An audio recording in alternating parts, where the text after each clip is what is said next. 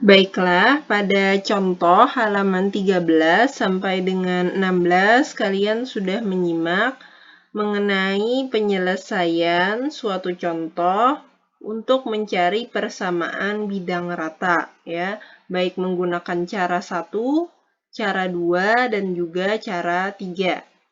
Nah, pada video ini Ibu ingin sedikit menjelaskan mengenai bagaimana menggambar bidang rata, ya, dari persamaan yang sudah kita dapatkan atau sudah kita ketahui. Nah, maka kita kembalikan kepada contoh ya untuk membuat gambarnya tadi. Kalau kalian lihat di halaman 16 ya, langkah-langkah untuk menggambar bidang rata itu adalah yang pertama kita menentukan titik potong terhadap sumbu X, yang kedua menentukan titik potong terhadap sumbu Y, yang ketiga menentukan titik potong terhadap sumbu Z. Ya, menentukan titik potong bidang terhadap sumbu X berarti kita cari dengan mensubstitusikan nilai X sama dengan 0 dan juga nilai Z sama dengan 0 ke dalam persamaan bidang rata yang kita punyai. Lalu untuk mencari titik potong terhadap sumbu Y, kita mensubstitusikan X sama dengan 0 dan Z sama dengan 0 ke dalam persamaan bidang rata yang kita peroleh. Lalu, begitu pula dengan titik potong bidang terhadap sumbu Z, maka yang kita substitusikan adalah nilai X sama dengan 0 dan Y sama dengan 0 pada persamaan bidang rata yang kita peroleh. Ya.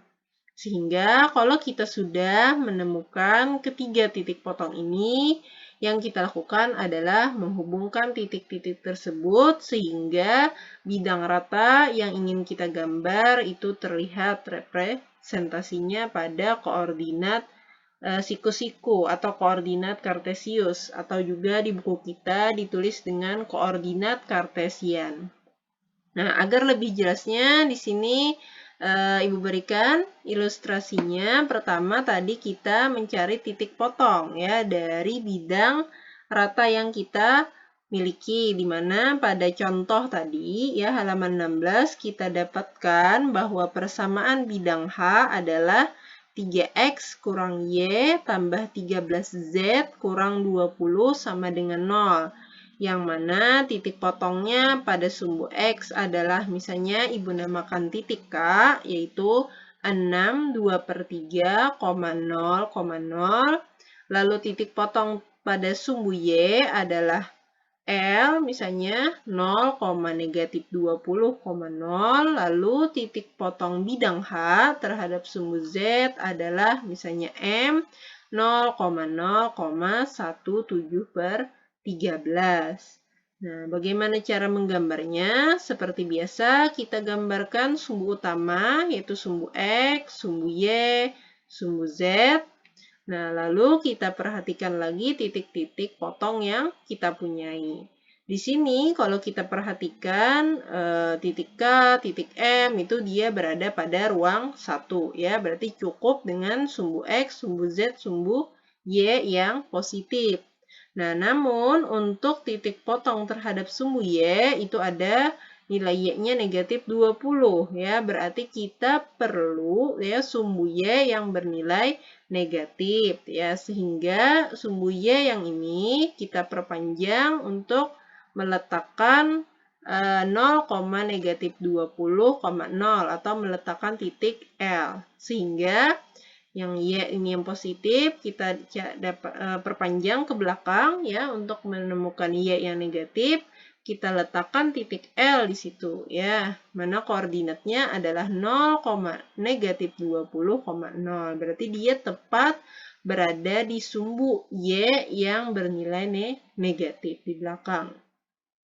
Lalu titik K, ya dia positif, berarti di ruang 1, karena Y-nya sama dengan 0, Z-nya sama dengan 0, berarti dia tepat berada pada sumbu X. Ini adalah titik K, ya.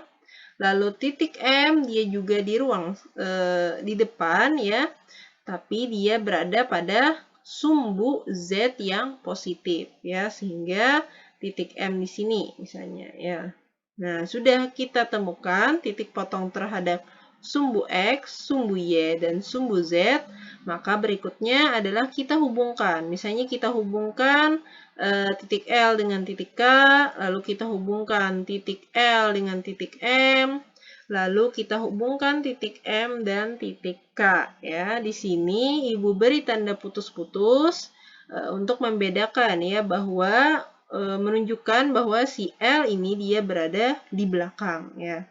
Sedangkan untuk M dengan K itu dengan garis yang penuh karena dia berada di depan ya.